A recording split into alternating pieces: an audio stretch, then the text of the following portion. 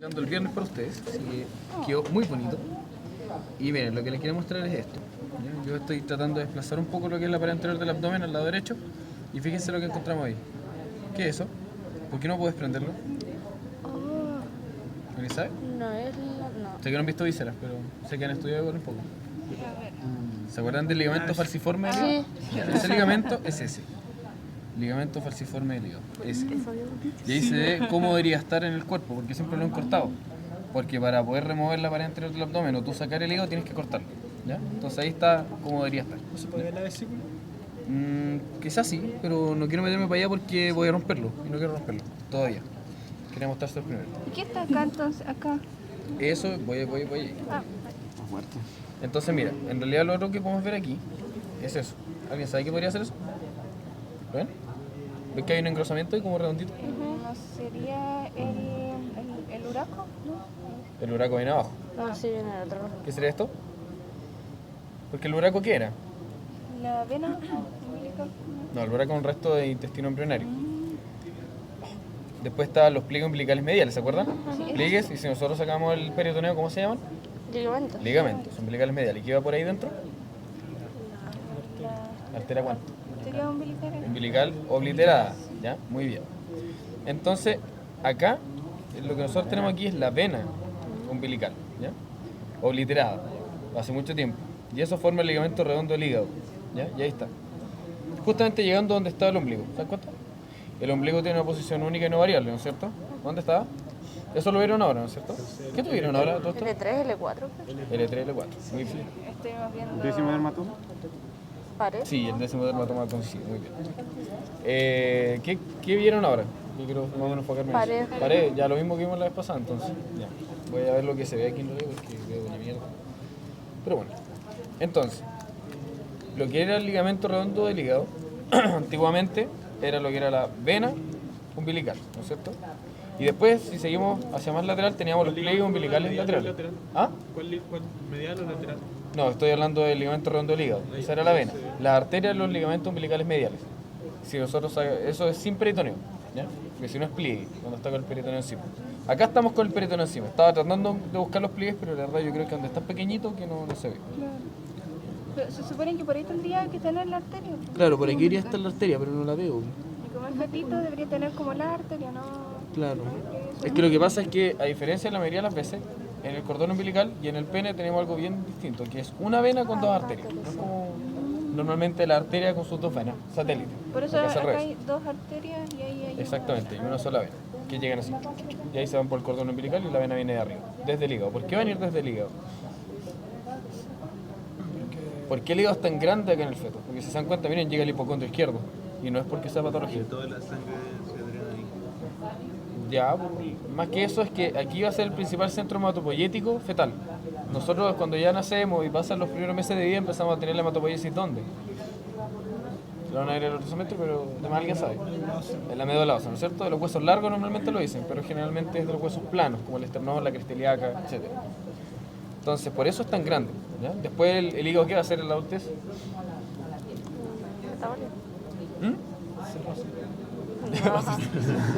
Metabolismo, para empezar, de todos los macronutrientes orgánicos que nosotros vamos a tener. Hablo de los lípidos, de los glúcidos, las proteínas, aminoácidos, etc. Y por otro lado, va a tener que ver con la destrucción a los 120 días de los eritrocitos. ¿Ya? Todo lo contrario a lo que hacía la etapa fetal. ¿Ya? Eso lo van a ver en bioquímica, lo van a ver en esto, cómo se transforma, qué sé yo. Ahora lo vamos a profundizar. ¿Después del nacimiento o después de unos cuantos? Después de sí, es como transitorio. Una vez que nace, empieza a los pocos meses, no me acuerdo cuántos meses eran, pero creo que eran 1 o 2 meses que empieza ya a ser más radical el cambio. Es progresivo. De hecho, tenemos una hemoglobina fetal, ¿cachai? Que ahora en la adultez queda como un 0,1%. Pero aquí ya está en altas cantidades. ¿Qué otra cosa podemos ver? Ya el uraco. Eso sí nosotros lo podemos ver desde abajo. Miren, ahí está llegando. Y eso es el resto embrionario de lo que era el intestino fetal. Una parte del intestino fetal queda ahí. Otra cosa interesante que podemos ver es que lo trataba de sacar hacia arriba, pero no pude porque todavía queda mucho peritoneo. Es que la vejiga en el feto va a ser intraabdominal y en el adulto va a ser intrapélvico. ¿Ya? Es decir que, como si extrapolándolo al adulto, la vejiga estaría acá arriba, pero en la etapa adulta está ahí abajo, miren, ahí está, intrapélvico. De esta abertura superior de la pelvis, que es todo esto que podemos ver acá, como está el sacro atrás, hacia abajo es la pelvis verdadera, hacia arriba es la pelvis falsa. Y eso lo ven después en pelvis en todo caso, pero igual es relevante. ¿Ya? ¿Por qué? Porque resulta que la cavidad abdominal se habla generalmente que es una cavidad abdominopélvica, porque no hay un límite claro, no hay un límite como físico que a ti te haga dividir entre las dos partes. Pero sí tú puedes trazar un límite imaginario. ¿Cuál es el límite imaginario entre la cavidad abdominal y la cavidad pélvica? Ya, las crestas ilíacas, ¿no es cierto? Todo lo que es el margen anterior del hueso coxal y el sacro, ¿ya? Hasta lo que es L5, entre L5 y S1, que es el promontorio. Hasta ahí, de ahí abajo nosotros hablamos de la pelvis falsa, la pelvis verdadera, bla, bla, bla, bla. ¿Ya? ¿Cuántos meses tenía ese feto? Este ya terminó, lo suponemos, porque tenía ya cortado y cauterizado el cordón umbilical. Probablemente nació muerto. ¿Había tenido descenso testicular o no? Porque igual decía que cuando... Quiero llegar atrás para ver eso. Pero todavía no quiero... Quería mostrarles esto primero, ¿para qué le iba a seguir disecando si la idea era mostrarles todo esto? Porque si quiero disecar eso, tengo que romper todo esto. Así que no... Voy a tener que sacar el intestino y la verdad no quería hacer eso. Entonces, si nosotros vamos pasando las capas de la pared abdominal, recordemos, ¿cuál era la más externa? Muscularmente, Oblicuo el externo. oblicuo externo. Después, El interno. De transverso del y si vamos más atrás ya no es músculo, sino que ¿qué tenemos por detrás? ¿Está pisando? aponeurosis. ¿Cuánto? Transversales, ¿no es cierto? Y después eso tenemos la fascia abdominal. Después tenemos la grasa extra, sí, no es lo mismo. Después tenemos la grasa extraperitoneal, tenemos el peritoneo, y después tendríamos todo el contenido intraperitoneal, que podría ser ya sea grasa o una víscera, qué sé yo, depende de la parte abdominal que nosotros estamos hablando. ¿Cómo se ve el peritoneo a diferencia de la pared abdominal? ¿Qué es esto? Si yo le muestro aquí y yo pincho de lado, ¿qué le ponen? Peritoneo parietal, ¿no es cierto? Fíjense, es como una cerosa, es bien brillante, ¿se acuerdan de la... La pluma. ¿Qué? La prueba, lo que era la... ¿Está hablando de la prueba o qué bueno? De la prueba anterior, porque Sí, entonces apareció ese era y parecido, pero era- de ahí, pero aquí sí se nota. ¿Ya? Y de hecho podemos ver ahí los vasos como están al otro lado. Voy a tratar de despegarlo. Creo que este lo hace se despega. Ahí. Nosotros estamos separando las paredes de lo que es el peritoneo. ¿Ven? Ahí está. Quizás esto ya sea fase transversal también. Pero aquí va a costar diferenciarlo. Ahora, estos músculos, ¿cómo se van a conectar unos con los otros? Porque son antímeros, ¿no es cierto? ¿Cómo se conectan? ¿Y con quiénes se conectan? Por ejemplo, el oblicuo externo derecho, ¿con quién se va a conectar? Con el interno izquierdo. Con el interno izquierdo, ¿no es cierto? Se van a decusar las fibras hacia profundidad. ¿En qué punto? La En la lineal. lineal, ¿no es cierto? Y eso va a formar también los dos antímeros del recto del abdomen. Y formando la vaina que sobre el ombligo era distinta abajo del ombligo. ¿Cómo era sobre el ombligo? La aponeurosis del oblicuo interno se dividía en dos. Ya, y lo dejaba Pasa- como justo entre medio, ¿no es sí. cierto? Y eso sobre la línea arqueada. Después, si nosotros bajamos la línea arqueada bajo el ombligo, Pasaban todos por adelante y quedaba para solo adelante, la ¿quién queda? fascia la transversal. fase transversalidad. Por eso es débil. Entonces, si nosotros nos dirigimos hacia la parte más caudal, y eso ya, fetín, se va a tener que alejar. En realidad ni siquiera sé si es feto, pero... Ya hay llegar acá a la parte adulta, donde tenemos esta extensión bien rígida, no le debería ser este. ¿Qué sería? Ligamento inguinal. ¿De dónde hasta dónde? Ellas hasta el... De ley. Ya, nombre completo, La no espina- sigla. Ilíaca espina ilíaca antero superior anterior hasta el tubérculo del pubis. Muy bien. Y esto queda a definir el límite entre qué y qué. Clamen y muslo. Y miembro inferior. Y muslo. Sí, el muslo. Muy bien. ¿Qué espacios tú puedes definir acá? Puedes definir un espacio retroinguinal, que es por donde la arteria ilíaca externa va a pasar a llamarse arteria ilíaca, o sea, arteria femoral, ¿no es cierto? Acá tenemos, este es el de la variación que nos cagaron en la prueba de miembro inferior, jaja. Ya, ya no es relevante, yo quiero hablarle de eso, pero acuérdenme por favor cuando pasen miembro inferior de mostrar este cadáver porque nos cagaron brígido con esto. ¿Ya? Es una variación. Era un tronco común de la arteria epigástrica inferior con la arteria obturatriz. Enroscándose. Y era ese el pinchazo. Esa weá era- Y tenías que ponerle que era Y pinchó el tronco. Tronco común, pero ¿cómo se llama ese tronco? Tronco común entre la arteria, bla, bla, bla, y la arteria, bla, bla, bla. Sí, una mierda. Yo hice la obturatriz, así que le mandé arteria obturatriz saliendo de la femoral. Bueno, entonces ahora aquí, no sé si podemos definir bien las capas. No, en realidad no se ve muy bien. Pero este debería ser el oblicuo externo, ¿no es cierto? ¿Cómo tiene la fibra el oblicuo externo? Hacia abajo. Sí, Ya, igual que el intercostal externo, ¿se acuerdan? Ya, ¿y el interno? Eran como. Al revés, ¿ya? Yo lo he visto más como ¿Y así. cómo era el Sí, se transverso? supone que es Así. como más como un abanico. Sí, yo lo he visto Sí, más más como un como un abanico. abanico. así. Sí, eso es verdad también. Que no es como tan como el oblicuo, o sea, como el Como los intercostal interno. intercostales. ¿Qué más me pueden decir de eso? ¿Cuáles eran las funciones del oblicuo externo? Además de resistir las presiones abdominales, eso lo hacen todos los músculos de la pared Era lateral del rotar, abdomen. o sea, no acercar, creo que Ya, era por así, ejemplo, si yo contraigo el oblicuo externo derecho, ¿hacia dónde voy a ir yo? hacia parte izquierda de la espina. Así, ¿no es cierto? Ya, muy bien. O así. Como al contrario. Sí. Al contrario, ya bacán. ¿Y por qué va a ser ese movimiento al contrario? Por la deposición que tenía de fibras con quién? Con el oblicuo interno del lado contrario. Por eso se produce ese movimiento. ¿Ya? Entonces, ¿quién es el músculo de todo esto especializado en realmente resistir las presiones intraabdominales? El transverso. El transverso, ¿no es cierto? ¿Y ustedes sabían lo que pasa con la gente de esa? Sí, lo dijiste la ¿Y ahí qué dije? ¿Ah? ¿Y qué dije? ¿O qué dijiste? Ay, qué Se me hermoso. acuerdo que saliste con la duda, ¿cierto, Nacho? Que te había preguntado por eso. ¿Por qué la gente esa cuando le hace la abdominoplastía terminan con la guata suelta de todas formas? Y hay muchas personas que hacen abdominales como locos y no sacan las curvas que quieren o no afirman el abdomen como les gustaría. Se Porque dilató no- el músculo. Porque lo que va, claro, muy bien, que se sobreestiró el transverso del abdomen con la fascia transversalis. ¿Y eso qué consecuencia trae? Que este músculo tiene alta cantidad de propioceptores. ¿Qué quiere decir eso? Que está constantemente enviando información a la cabeza de la posición que tiene el abdomen. ¿Qué pasa con la obesidad? Que el abdomen cae y eso se pierde, todo eso ya se inactiva. Y es lo mismo que pasa en un esguince, cuando tú sobreestiras el ligamento, pierdes la propiocepción y por eso te vuelve a torcer y te vuelve a torcer. ¿Cómo se Lo llama? mismo. Propioceptores. Ah. Entonces, Con eso se también me con la espalda. pregunto, ¿por qué ¿Ah? pasa eso si la mayor acumulación de grasa está como externa a los músculos? Pues no está... Pero si fuera intraperitoneal, por ejemplo, que es lo que pasa en una muchas obesidad veces. muy mórbida. Sí, pues, por eso estoy hablando, la obesidad mórbida cuando tienes que hacer lo que es la abdominoplastía. Igual las mujeres que quedan embarazadas y después no pueden volver como a recoger. Sí, también es lo mismo. Sí, eso les pasa sobre todo a las que tuvieron cesárea. Antiguamente, sobre todo cuando la cesárea era así, ahí era cuando más sucedía eso. Ahora ya no se hace eso. Pero eso lo van a ver en pelvis, todo lo que es cesárea, todo lo que es parto normal, van a ver todo eso, bueno, no se preocupen. Entonces eso es importante porque cuando se pierde la propiocepción va a estar todo el rato así como flácido, por lo tanto el abdomen va a caer siempre hacia adelante. No importa cuántos abdominales hagan porque el resto del abdomen va a seguir como abombado hacia adelante. ¿Quién lo va a retraer? ¿Y por qué va a retraer todo? Por la deposición de fibras. Si yo muevo el transverso hacia atrás, porque el transverso igual intercambia fibras con el oblicuo interno, voy a traer todo hacia atrás. Entonces el que lidera todo esto de la firmeza del abdomen y mantenerlo estable es el transverso. ¿Y cómo entrenan el transverso? Nadie lo hace. Inspirando y hundir el ombligo y mantenerlo. Nada más que eso. De hecho duele menos que hacer abdominales y nadie lo hace.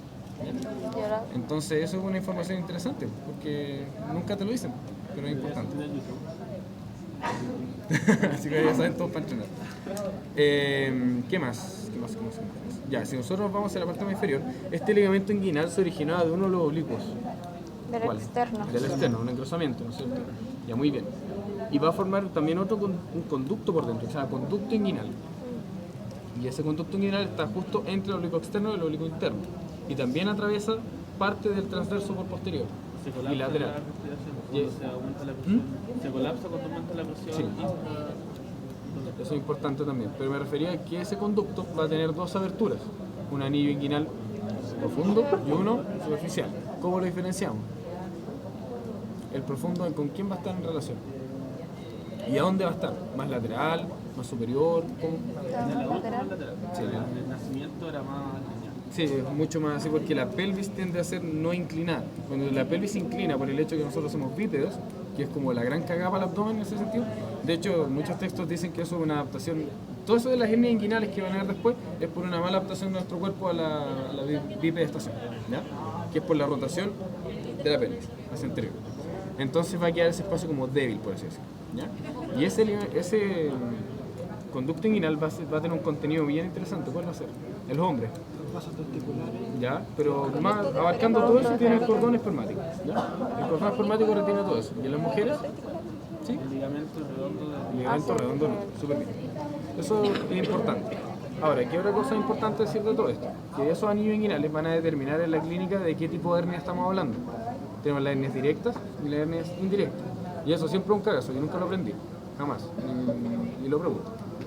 Y de hecho cuesta mucho entenderlo, no sé si alguien ya ha leído eso y lo entendió a la primera, porque yo no lo entendí a la primera. Es que Yo como nunca lo que entendí, de verdad. uno pasaba como por todo el canal inguinal y el otro como Ya. por una parte, eso como que yo Ya, entendí mucho, que mira, imagen. de hecho hay una descripción súper buena que hace que uno es por dentro de los vasos epigástricos y otro es por fuera de los vasos epigástricos. Yo que como, bueno, ¿cómo van a pasar por dentro de los vasos? Y es porque está mal hecha la traducción en muchos textos. Lo que realmente pasa es que uno es el lateral o por fuera del vaso epigástrico y uno es por medial o por dentro de los vasos epigástricos. Eso es lo que hace la diferencia hacia dónde se va a dirigir, por ejemplo, el intestino a la hora de protruir por el canal inguinal, ¿ya? Porque eso es lo que realmente pasa, la hernia inguinal es porque se protruye una flexura del intestino y sale por ahí. Pero o sea, si aquí está la niña y este en medial, si pasa por acá va a ser útil, si pasa por acá va a ser No, mira, a eso quiero llegar. Mira. Si pasa por acá, se le- Nosotros tenemos acá la pared. Digamos que este va a ser, de hecho, quizá esto podría llegar a ser lo que era el anillo profundo. ¿Ya? Si nosotros vemos una hernia que entra acá adentro y de hecho está en contacto y se llega a meter incluso dentro del cordón espermático, en contacto y retenido por el músculo cremaster, que es dependencia del oblicuo interno. Cuando el testículo baja se lleva parte de la fibra del oblicuo interno y forma el músculo cremaster, que lo van a ver después en pelvis con más detalle, y va a quedar adentro del intestino, metido dentro del cordón espermático. ¿Ya? Por lo tanto, uno si va siguiendo el cordón espermático a la palpación, que eso se puede hacer, en la mujer no sé cómo lo harán, pero en el hombre se hace así, tú puedes palpar el intestino adentro, o sea, se nota el engrosamiento ahí dentro. Ahora, ¿cómo nosotros sabemos si es una directa? Porque esa era indirecta cuando se mete aquí dentro todo.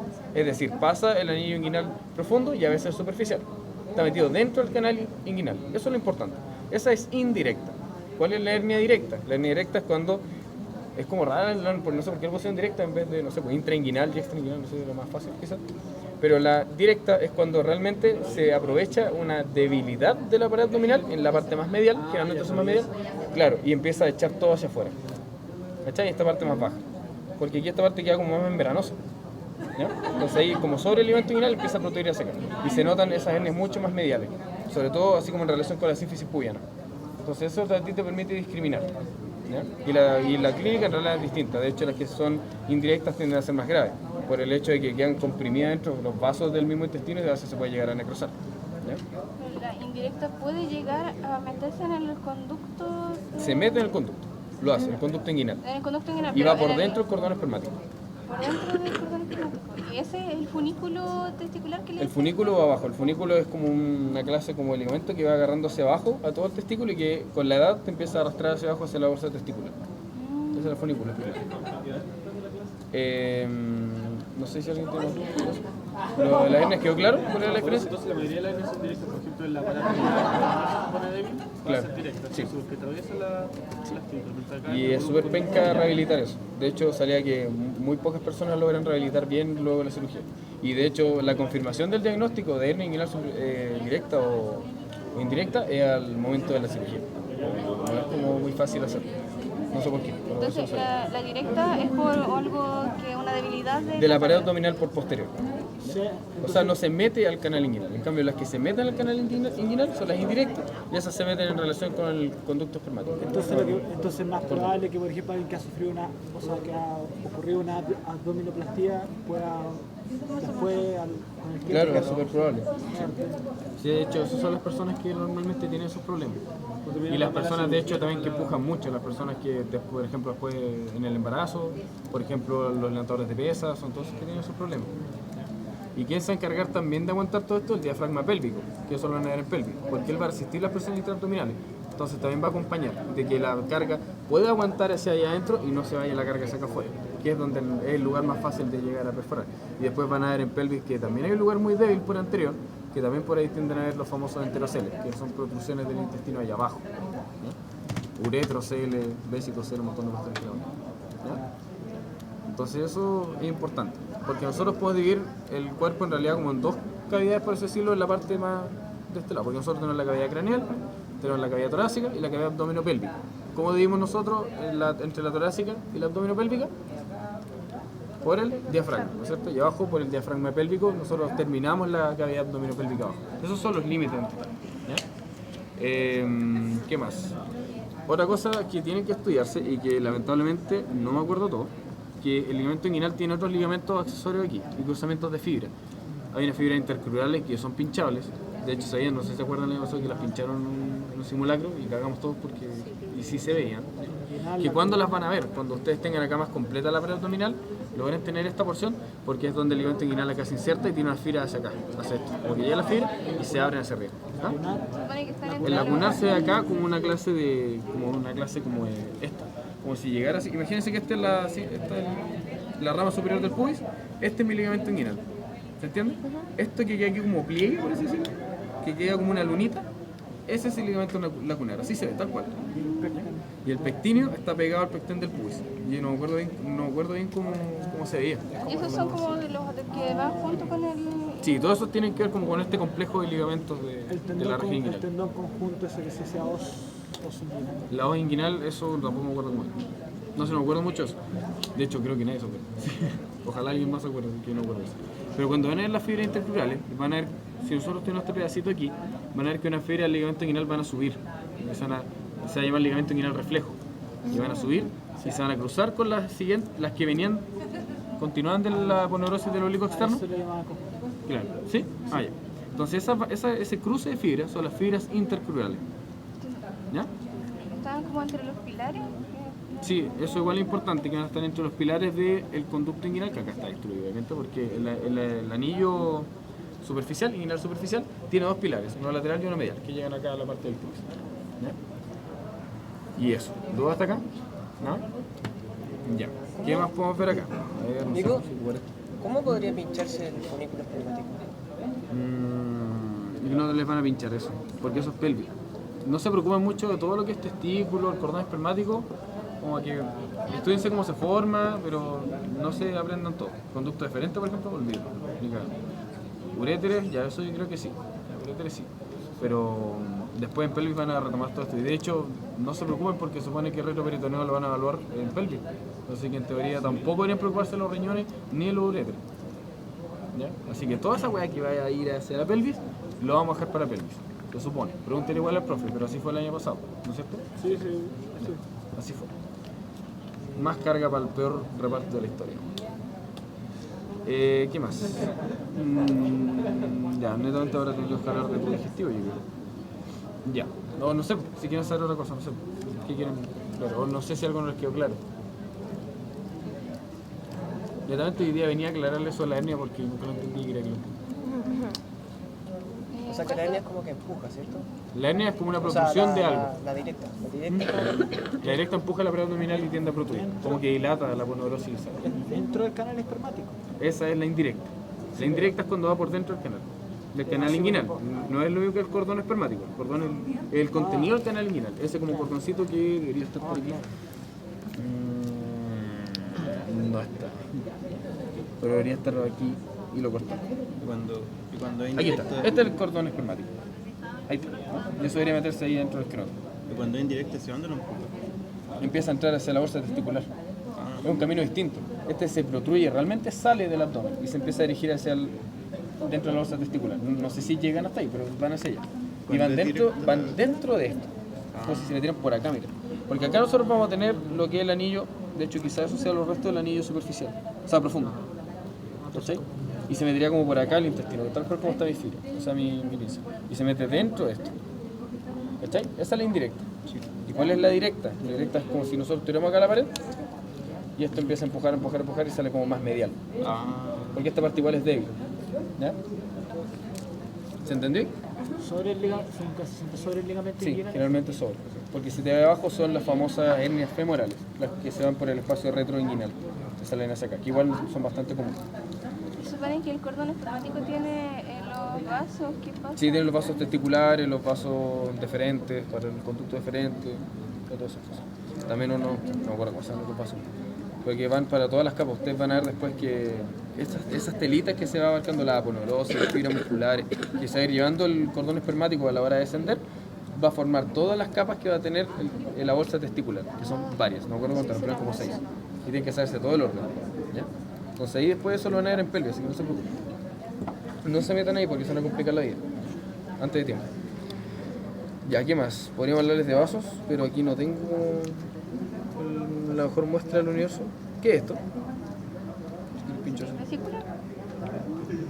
Y aquí dicen vesícula. ¿Qué anda más?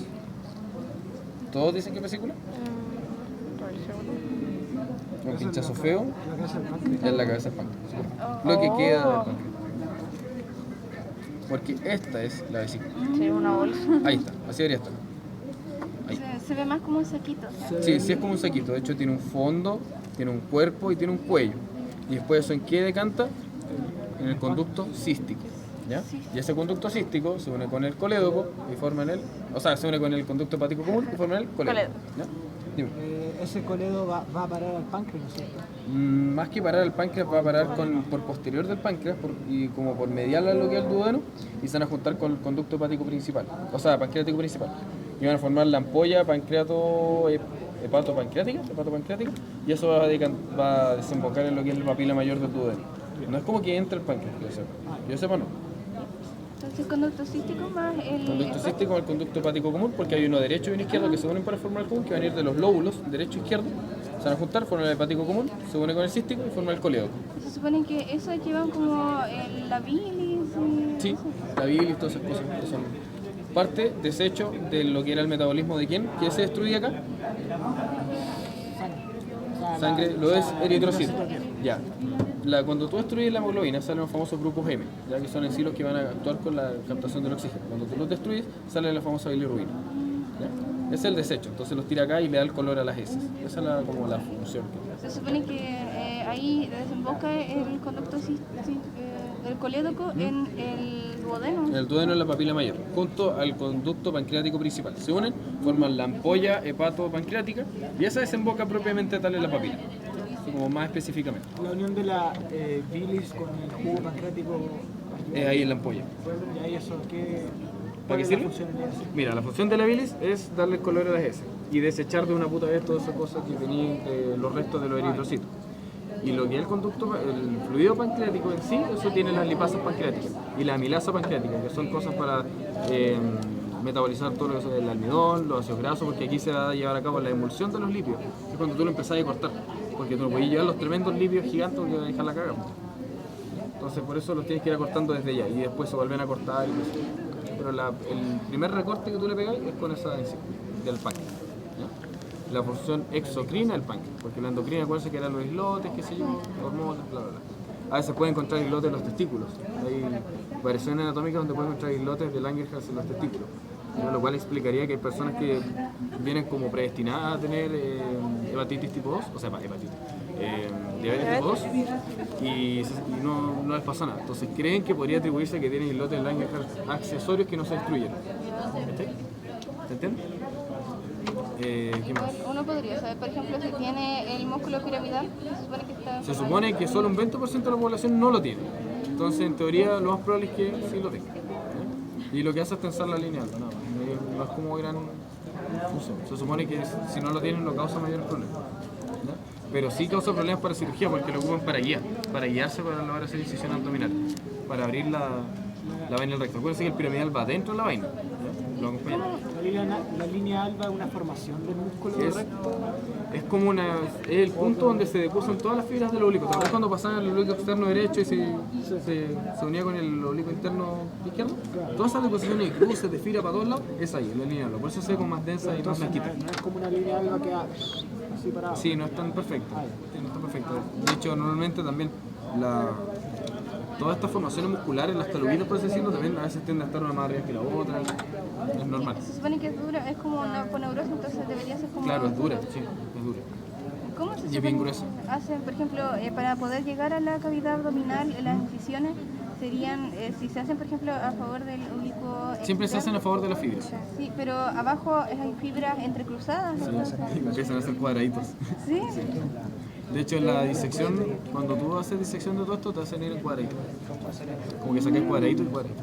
Claro, o sea, ¿Cuándo es sí, más después difícil separar? Claro, mira, cuando tú tienes la mayor cantidad de pulsaciones de fibras, es cuando ya es la porción aponeurótica de los músculos. Cuando ya se forma la aponeurosis, cuando más intercambio de fibras. De hecho, es prácticamente imposible. Yo traté de separar aquí. Miren, no me acuerdo dónde, yo estaba tratando de separar ya capa por capa para mostrarles cada uno de los oblicuos. Aquí. Este debería ser el oblicuo externo. Y fíjense, y aquí ya era casi imposible. Miren las fibras que tiene eso. Esas fibras no deberían estar ahí. O sea, si esto no existiera, esta deposición de fibra, yo podría pasar fácilmente. Y miren esta diferencia, aprovechando. Si yo me metí acá, miren cómo baja la pinza. Esa es la porción muscular. Pero si vamos acá a la porción de fibra, ya no puedo pasar. Porque aquí es donde se lleva a cabo la deposición. ¿Te das cuenta, no? Por eso quería dejar esa parte. Gracias por recordarme.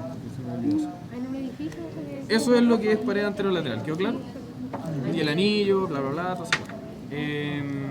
Plexo lumbar lo van a ver después y aquí no sé si hay algo en realidad. No. Ya, plexo lumbar en realidad no es muy difícil, pero lo que pasa es que muchos nervios tienden a confundirse con ciertos conductos. Por ejemplo, el nervio obturador, que aquí no sé dónde está, se confunde, ahí está, el nervio obturador, se confunde muy fácil con esto cuando está en buenas condiciones. Miren, con el uréter. Se confunde muy fácil. ¿Lo alcanzan? ¿Ah? El nudo. Sí, eso es importante. No sé si este tiene nudo. No, este no tiene nudo. Ya, pero aquí tirando ustedes van a saber cuál es cuál. Pero normalmente cuando están cortados le hacen un nudo al uréter. Si lo ven anudado, 100% que debe ser el uréter. ¿Ya? Si no está anudado, es el nervio obturador. Gracias por acordarte igual de eso, se me olvidó. El femoral es una rama terminal del... ¿El nervio femoral? Es de L3, L4, L5. O sea, entre esas raíces se juntan y forman. Y eso es de la parte anterior. Y los que se van hacia posterior, como de las divisiones posteriores de esas mismas raíces, van a formar el obturador. ¿Cachai? Piensa, pues el obturador se va más abajo y el femoral va a ser por acá, por el espacio retinguinal. Las ramas que... Se supone que... Los cutáneos femorales.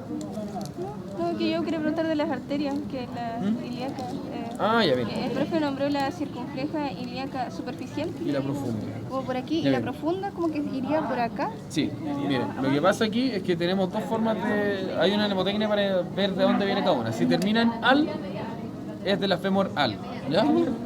Epigástrica superficial, circunfleja ilíaca superficial, vienen de la femoral, ¿se entiende? Y las profundas vienen de la ilíaca externa, ¿ya? Circunfleja ilíaca profunda, viene la ilíaca externa, y la epigástrica inferior viene también de acá de la femoral normalmente, o sea, de la ilíaca interna. La ilíaca interna no tiene ninguna rama. Esa ilíaca externa. ¿Ah? La ilíaca interna... La- ¿Interna? La interna es la arteria pélvica por excelencia, o sea, no vais a tener que verla ahora, porque eso se da directamente a la pelvis y va a dar toda la irrigación ahí abajo, ¿ya? Va a las ramas glúteas, qué sé yo. Y tiene dos troncos y va a empezarte las variaciones de esos troncos y a qué altura se vive, cuántos centímetros después, todo eso, bueno, todo eso se lo van a tener que saber. Por eso no se preocupen de la ilíaca interna, solo ilíaca externa. Ahí es lo que queda la ilíaca interna. La ilíaca externa, entonces la que da la... La que termina siendo femoral y da la profunda. epigástica, La epigástrica inferior y la ilíaca profunda, circunfleja ilíaca profunda. Ahora, esas se ven. Y como bien tú dices, una se ve como más acá y la otra se ve como más allá. Pero aquí no las tenemos para mostrarlo. Pero está bien lo que tú decías. Pero se ve, sí o sí. Eso es 100% real, que sí se ve. Y de hecho me tengo que ocupar como la misma técnica para identificar el nervio iliohipogástrico y ilioinguinal porque tienen la misma característica, uno se mete antes y uno después. el Que ilio salen de la inguinal, misma raíz, de hecho. el que pasa por... Sí, el iliohipogástrico normal. Sí, El ilio inguinal era el que se metía al conducto... sí, se mete al conducto inguinal. Sí. Por eso tú puedes saber que se va a meter después, ¿cachai? El iliohipogástrico se va a meter antes y como que va a ir a abrazar toda esta zona, ¿cachai? En vez de otro ir hacia acá abajo.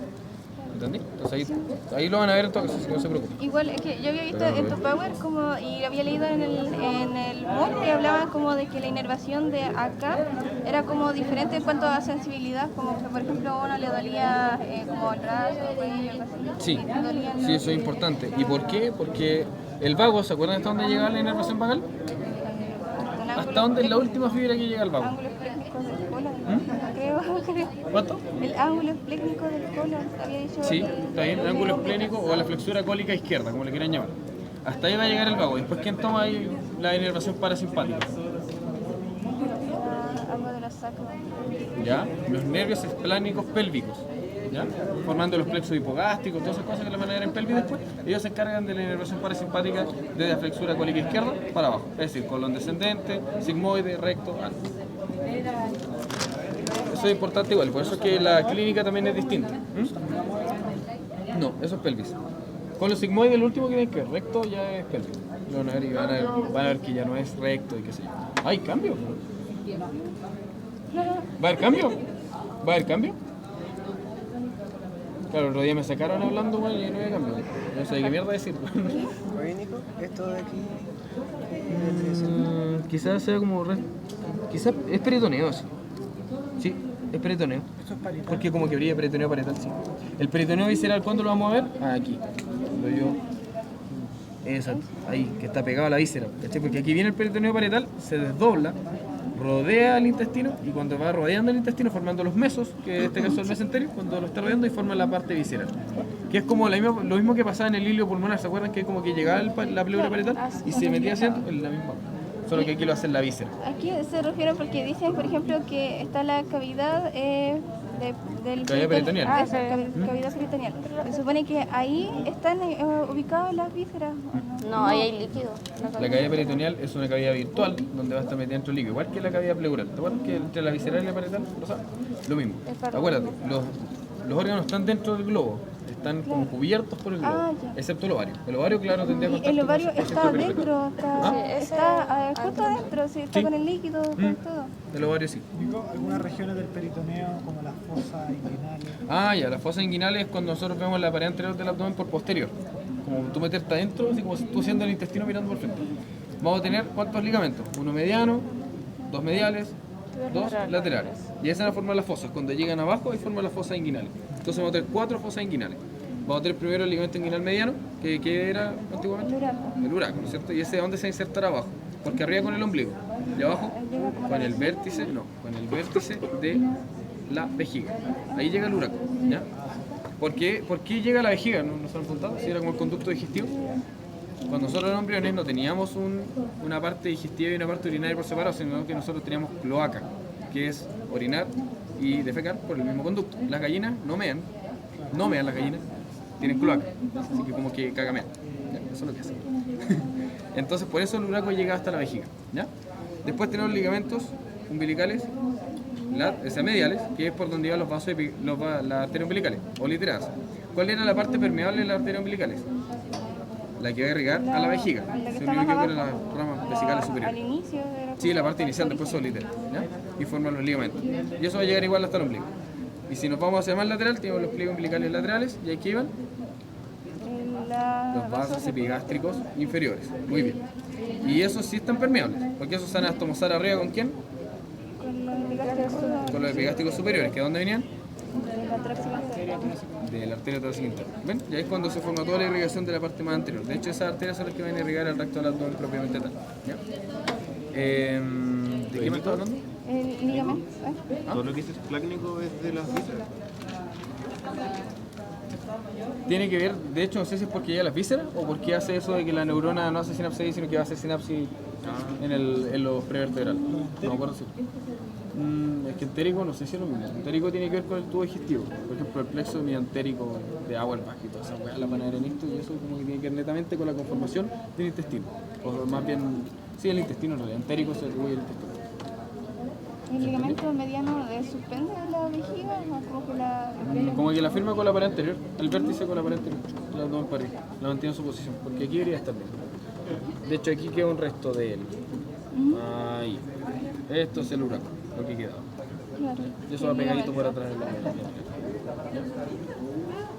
¿Qué más? Ah, y abajo quedan las fosas. Fosas umbilicales mediales, entre medio del mediano y el medial, y la fosa umbilical lateral, donde entre medio de los pliegues laterales y los mediales. ¿Cuál era el trígono? El trígono se me quedó con el más lateral, que queda entre los pliegues umbilicales laterales y lo que está al lado, que ya es como el espacio libre. No recuerdo cuál era el límite más lateral de eso, pero es como el espacio que queda al final, lo que sobra. El uraco no tiene funcionalidad, la Hoy día no. tampoco tiene funcionalidad y La epigástrica sí. La epigástrica son las únicas funcionales, por así decirlo. Eso es bueno destacarlo. ¿Qué más? Ya, hablando de vísceras propiamente tal, nosotros vamos a hablar de dónde partimos esto. Partimos en el hiato esofágico, donde van a haber 2 centímetros solamente de esófago. ¿Ya? Normalmente dice eso, normalmente 2 centímetros. Pueden dar un poquito más, pero la desviación estándar de 2 centímetros. Pero lo importante de eso es que esa parte va a tener una irrigación distinta a lo que está arriba del diafragma. Y eso es relevante para cuando intentamos la anastomosis por tocado, ¿ya? Porque ahí va a ser uno de los puntos de la anastomosis por tocado, ¿ya? De que porque las que están en esa parte abdominal del esófago van a ser venitas que van a drenar ¿a dónde? A la vena gástrica izquierda. Y esa vena gástrica izquierda llega a la porta. Entonces hay una circulación hacia el hígado. Mientras tanto que las venas esofágicas que están sobre el diafragma drenan al sistema ácido. Entonces, ¿qué pasa cuando se tapa la vena porta por una hipertensión portal? Va la sangre de vuelta, en vez de pasar por dentro del hígado, va a querer escapar y llegar al sistema ácido, que llega a donde la vena cava superior. Y así no se meten con todo el resto. ¿Ya? Eso es un punto importante. Ahora, ese espacio esofágico súper pequeñito va a llegar al cardia, ¿no es cierto? Que es el punto donde se cambia el epitelio, en la línea Z, el epitelio esofágico al epitelio gástrico. Y ahí llegamos al estómago. No tengo el estómago aquí. A ver. Creo que sí. si esto es el estómago.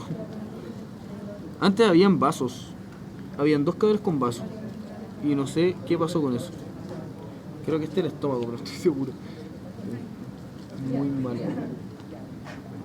Está todo... Sí, ahí está la arteria esplénica. Creo que este tiene vaso, pero está escondido ya dentro de algo. Sí, porque llega. Está como molido acá dentro. Bueno, en fin. Acá está el tronco celíaco. Este debería ser el estómago, quizás. Lo que queda de él, pero no sé por qué está ahí como pegado.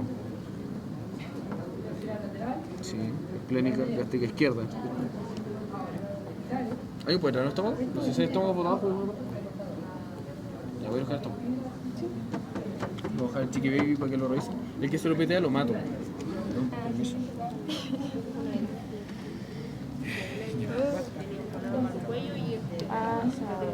Lamentablemente no voy a poder mostrar un píloro decente porque cerraron todos los estómagos. Fue muy tarde. Esa era una pregunta que hicieron ustedes, sobre el músculo píloro. Sí, Píloro propiamente tal. sí, y no me acuerdo cuál era la respuesta a eso. Pero siempre hay como excepción. Si te lo pinchaban por dentro, creo que era músculo y por fuera era píloro, una cosa así. Ya. Entonces nosotros aquí tenemos el estómago, donde aquí debería estar el cardias. Y aquí quiero que pongan atención. ¿Cuáles son las partes del estómago? Primero ya acá el cardias, donde vamos a tener después, siguiendo la misma línea, la curvatura menor, ¿no es cierto? Y acá afuera tenemos la curvatura mayor. Entre el cardias y la curvatura mayor, nosotros vamos a tener la incisura cardíaca, ¿ya? Del estómago, incisura cardíaca, o ángulo cardíaco, sí. Pero es de cardia, no de corazón. Es del cardias, sí. El corazón. Y si nosotros bajamos aquí, la incisura angular, superior, entre como lo que es el píloro y la curvatura menor, ¿ya? Ahora, ¿cuáles son las secciones o las porciones de como en sí el estómago? Vamos a tener acá arriba primero el fondo, que es una protrusión que llega a subir. ¿Y por qué va a subir? Porque va a quedar como más arriba del cardias. No tiene mucha lógica. Porque acumula gases. Muy bien. De hecho, en la radiografía se ve la burbuja gástrica, gracias a esta parte, que es el fondo del estómago. ¿Ya? ¿Se dice fondo? Fondo o fondo es lo mismo. Luego acá llegamos al cuerpo del estómago. Antro, o antro pilórico más bien, ese es el nombre correcto. Conducto pilórico, que es la parte donde ya se está como siendo más infundibuliforme, que se le ve que es cuando ya como más sería como esto. La parte antes del píloro, que sería esto. Como yo veo el píloro, aquí no lo van a poder ver, se ve como un ombligo. ¿Ya? Si ustedes lo ven, se ve como un ombligo, se ve como muy compacto y es muy durito. Por eso, cuando ustedes lleguen a la prueba, quizás van a ver así como el estómago así como tirado. Ahí, ¿qué es lo primero que deben hacer? Tocar. Y ahí ven ustedes cuál es el píloro y cuál es el cardias, si no se equivocan, ya se saben en qué posición está el estómago. La posición anatómica del estómago es estar en el epigástrico, ¿ya? Justamente bajo el ángulo costal. Que es relevante también, que va a estar en contacto con el diafragma del estómago, el fondo del estómago. Eso está en contacto con el diafragma, ¿ya?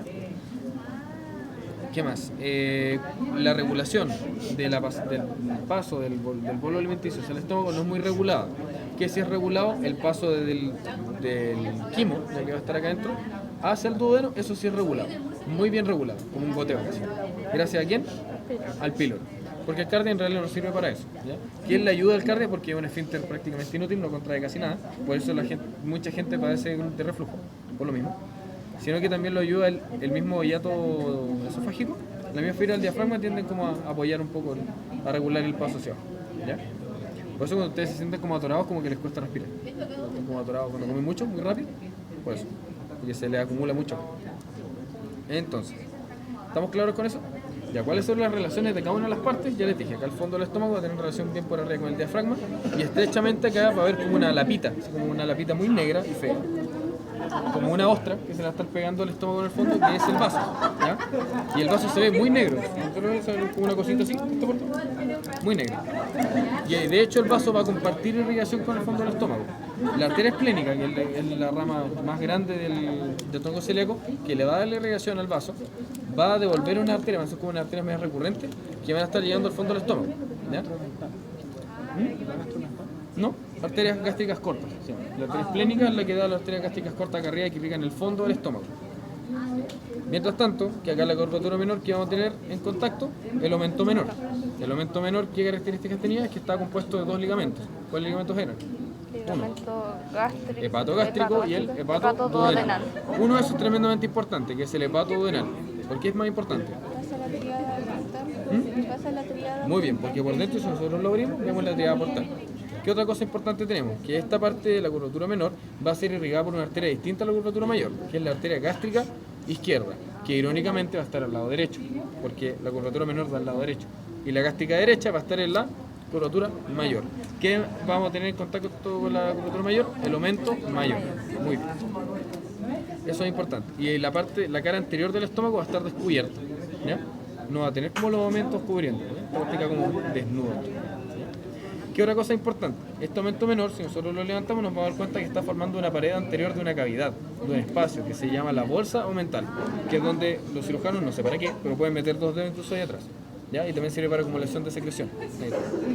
¿Dónde va a ser el lugar de mayor secreción de jugos gástricos? Acá arriba en el fondo, es donde hay mayor cantidad de células principales.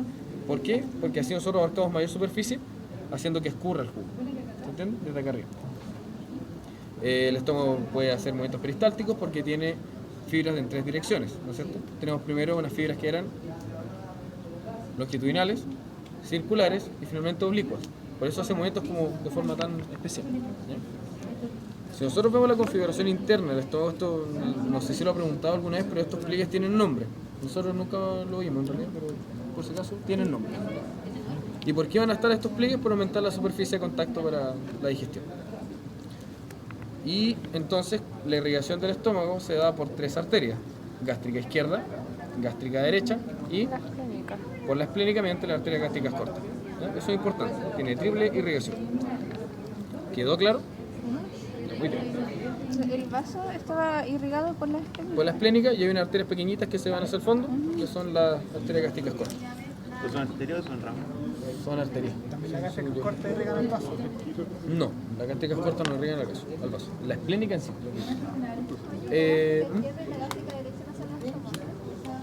Buena pregunta. El gasto aumental izquierdo Según yo no, pero igual no estoy seguro. Según yo no. y el gasto aumental izquierdo y derecha. La gastromental esa es la que viene acá, es la que está en contacto acá atrás, sí. Esa, de hecho, la gastromental es la que da la gástrica derecha. ¿Ya? Y no sé qué otras ramas da. Algo es para los entomayorales. Sí, no, la dorsal del páncreas las da la esplénica. Ya, entonces sigamos. Eso es importante el estómago, ¿quedó claro? ¿Sí? Ya. Ahora acá tenemos el intestino delgado. Oye, pero del vaso no tenemos que saber nada. No, sí tenemos que saber, pero bueno, aquí pueden tener vasos accesorios, acuérdense por favor, brazos con B larga y con Z, por favor, acuérdense de ese mierdo.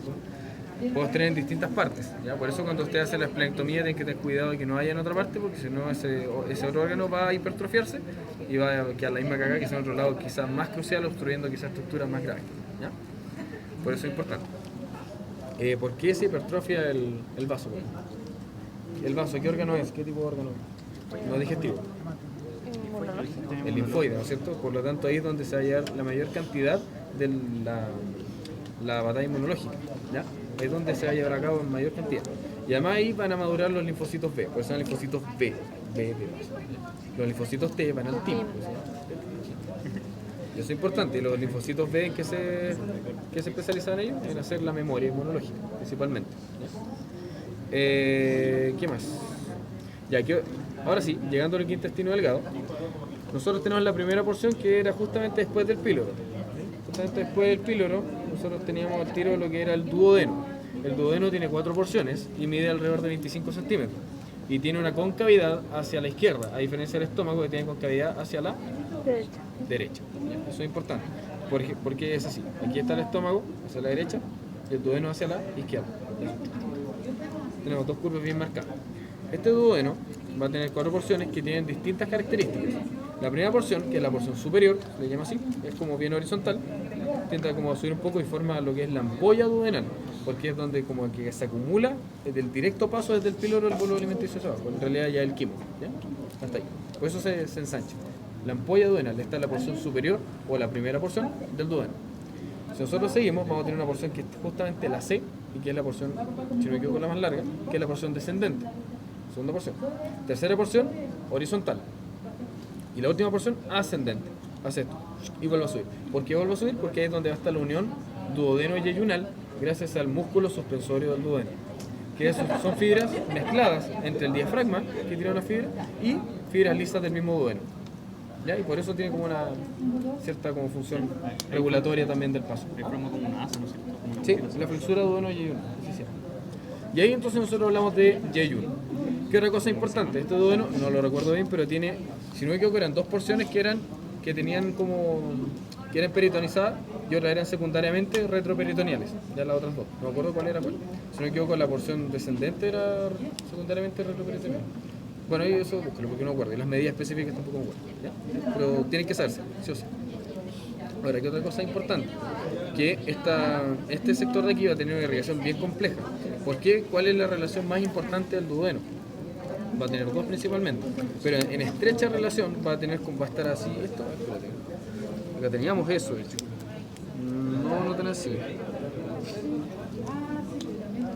Miren, ¿qué era esto? ¿Se acuerdan? La cabeza del páncreas. Ya, imagínense que estos, mis dedos van a ser el duodeno. Va a estar esto así. Tal cual. Por lo tanto van a compartir irrigación. De hecho hay un montón de arterias de mierda aquí que se llaman las pancreáticas superior, inferior, antero superior, postero superior, postero inferior, postero superior, antero superior. Ya, entonces, pero hay un montón de arterias que van a estar como enroscándose alrededor de la cabeza del páncreas. ¿Ya? ¿Y esas de dónde van a venir? Van a venir de una arteria que también viene desde el tronco celíaco. El tronco celíaco se divide en 3 ramas principalmente: gástrica izquierda, que ya la describimos, esplénica, que también la describimos, y finalmente una última que es hepática común. Hepática común, ¿por qué? Porque se va a volver a dividir en la hepática propia, que es así, realmente va a entrar al hígado a través de la teada portal, dentro del ligamento hepatoduodenal.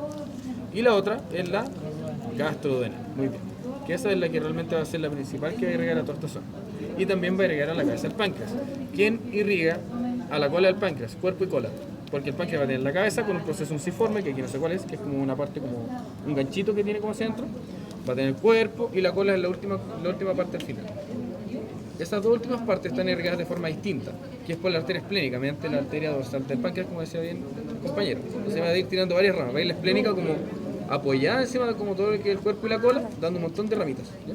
Y entre esas está la principal, que es la dorsal del páncreas. ¿Se entiende? Ya.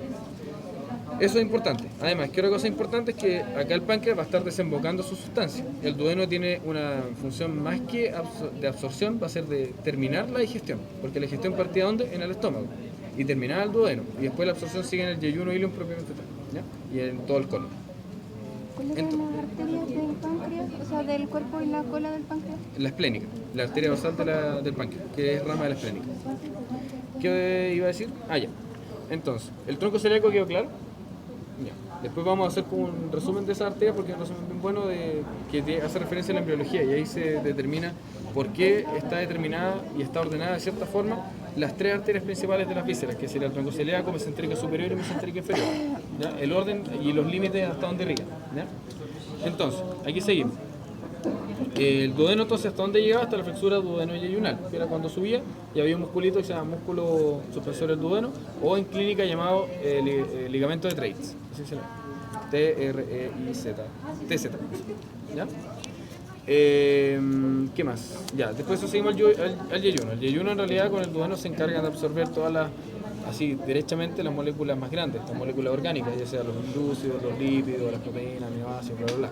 Mientras que el colon se encarga de lo inorgánico, sales minerales, agua principalmente. Ahora, qué importante saber de esto, que entre el yeyuno y el ilion no hay un límite claro, ¿ya?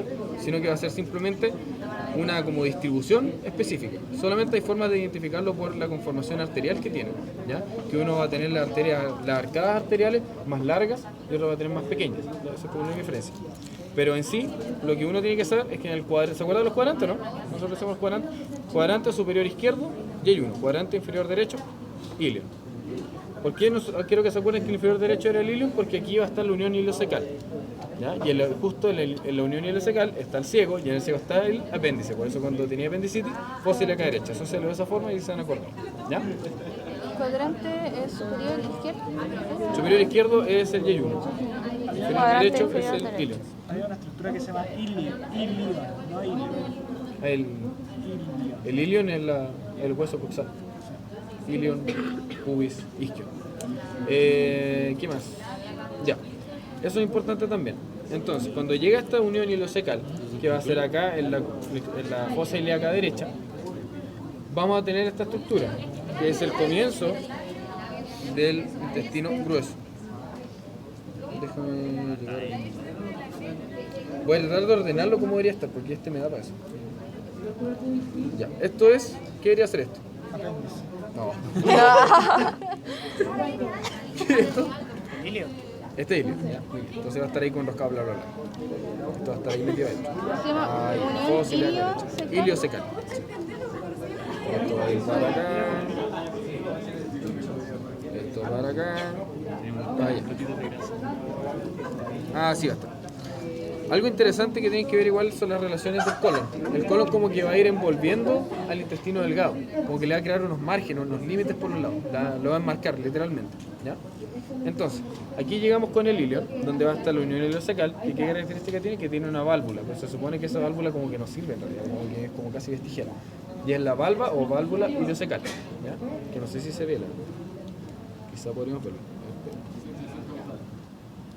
No alcanzo. Yo voy para allá, Ya. Esto es importante. En el ciego, a veces nosotros podemos encontrar un mesenterio, un pequeño mesenterio, igual que en las primeras, como los primeros centímetros del colon ascendente, a veces puede encontrar un mesenterio, porque se supone que todo el colon ascendente y el ciego son secundariamente retroperitoneales, es decir, que solamente están cubiertos por el azúcar anterior, nada más, igual que ciertas porciones del duodeno. ¿Y qué característica tenía el intestino delgado? Es que era netamente peritonizado, 100%. Por eso tenía el mesenterio. Es todo eso que ustedes pueden ver ahí. ¿Qué permite el mesenterio? La entrada de las arterias. Eso permite. ¿Igual de la inervación? ¿Ah? ¿Igual de la Sí, igual inervación? de inervación, sí, todo eso. Entonces, ¿qué características nosotros podemos diferenciar el intestino grueso y el intestino delgado? Primero, el intestino delgado no tiene estas como pelotitas de grasa, que ¿cómo se llaman? Apéndices o mentales. Por esa razón, nosotros cuando vemos el apéndice, se llama apéndice vermiforme.